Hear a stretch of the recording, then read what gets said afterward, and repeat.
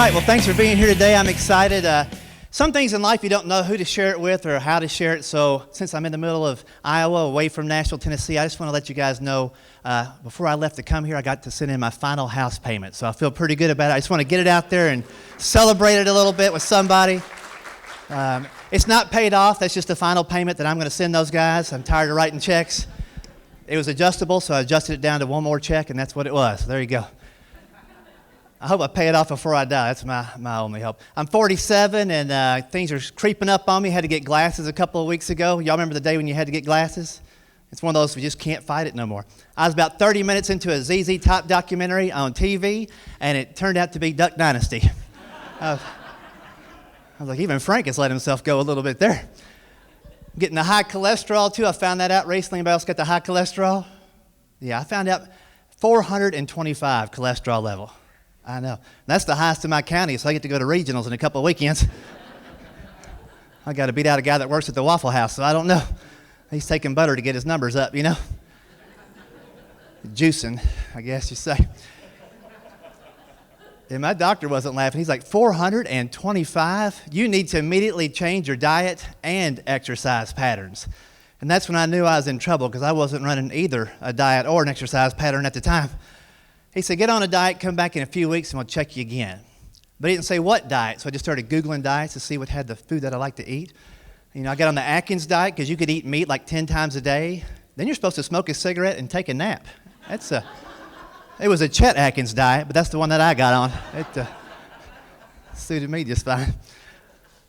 Yeah, I tried the diet, didn't work out. He said, maybe you ought to exercise a little bit more. I said, I'm 47, what do you think I should do? He said, why don't you try riding a bicycle 3 or 4 times a week for about an hour at a time?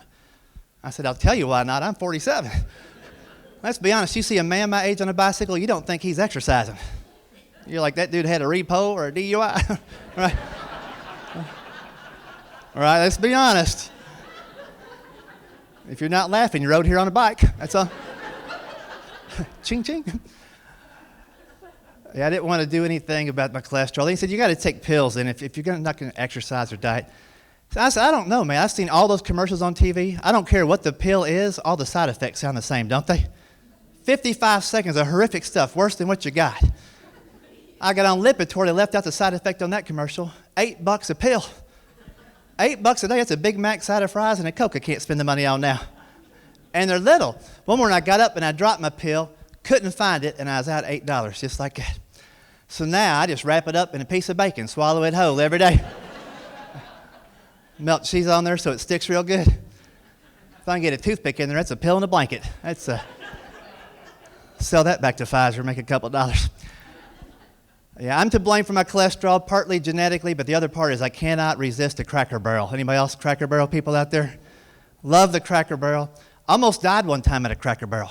Yeah, not from cholesterol, but I was sitting there having the Uncle Herschel's favorite, where you get the fried apples and the hash brown casserole. You know what I'm talking about, don't you? Yeah.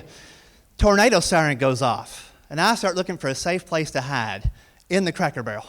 Can you pick a more unsafe restaurant to be in? You ever look at the walls or ceilings? They got hose, pitchforks, antlers. Golf tees are flying at you 90 miles an hour. It's like a hillbilly matrix, like...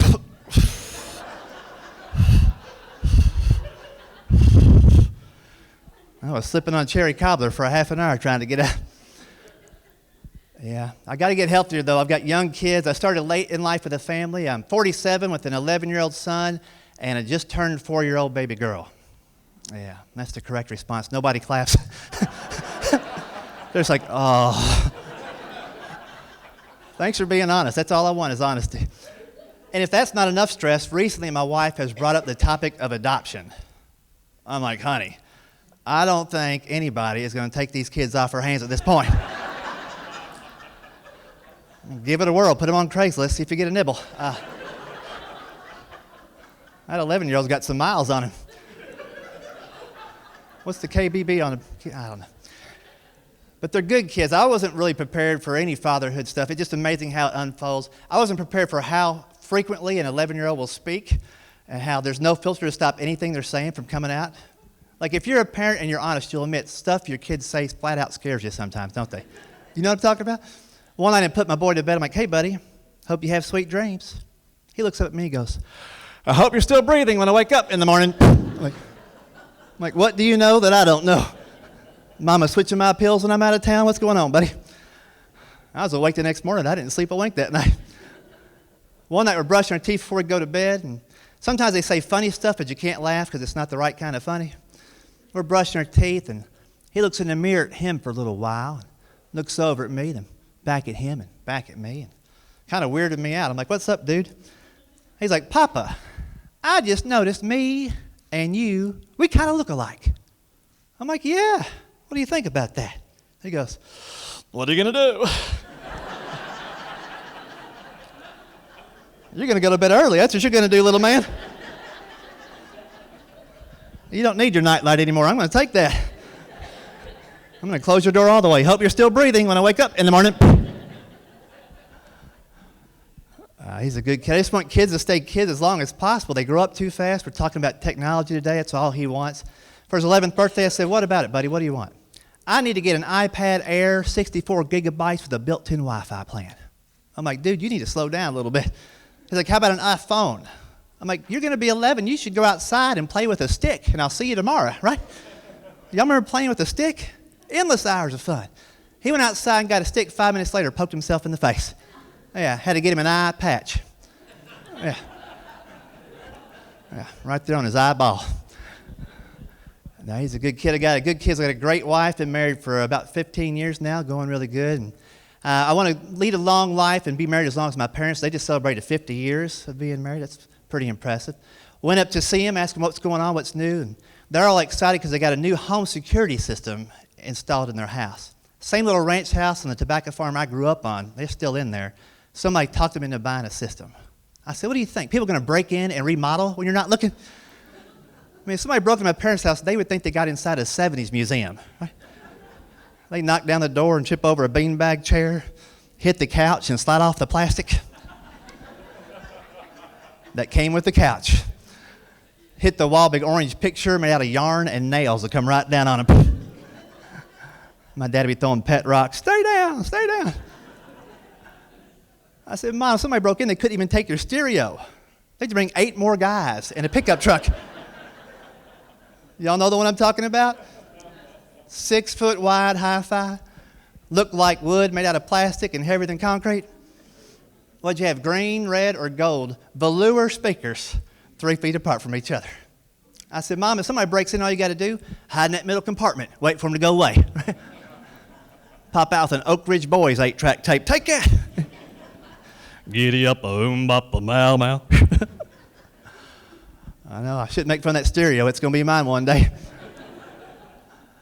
Probably will be mine. My parents are downsizing right now. They're really giving me stuff they should have thrown away a long time ago.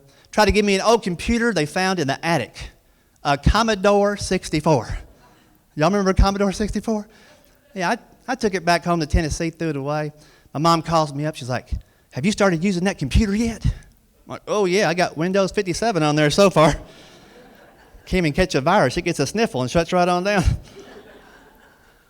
That was my older brother's computer he got in 8th grade back in 78 or 79 or something crazy. My parents never got onto a computer this past Christmas.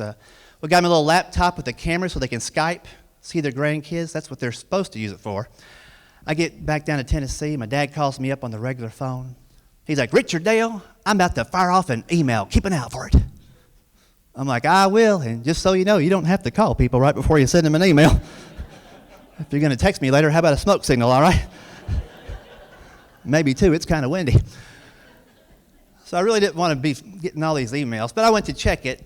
The email wasn't directly from my dad. It was asking me if I would like to follow him on Twitter. I'm like, I can barely follow you at dinner. I can't even. I'm like, he does not need to be on Twitter. So I clicked through to see if he had put out any tweets in the 2 days that he had the laptop, and he'd been busy. 116 tweets in 48 hours. No followers. All capital letters. Yeah. So I'm like, all right, this better be good. And part of me was hoping he was like Mark Twain, because my dad doesn't talk a lot, but he's a thinker. Maybe he's going to communicate with the world this way. I start scrolling through it, and about 10 deep, I realize it's not even 116 different thoughts. It's just one big story that's broken in to 116 pieces. It gets even worse. Whole story was about birds because my dad thought Twitter was a bird watching, updating website. Yeah. That's my gene pool. I'm lucky I'm walking. He hates Blue Jays, or territorial. He's only got one follower still after Christmas. It's me. And I think the Audubon Society signed on and signed back off the other day. If you want to follow my dad, I encourage it. I want him to get some followers. It's at NutHatcher401-168532, which is also his Social Security number.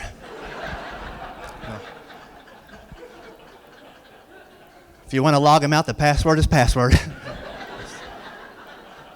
All caps.